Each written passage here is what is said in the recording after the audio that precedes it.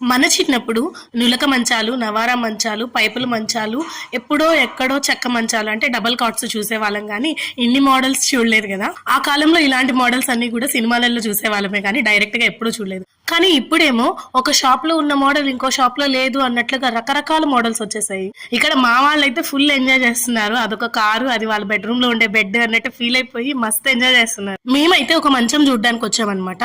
So starting లోనే ఈ car మంచాలు ఉండేటప్పటికి మా వాళ్ళు అయితే అక్కడే ఫిక్స్ అయిపోయారు.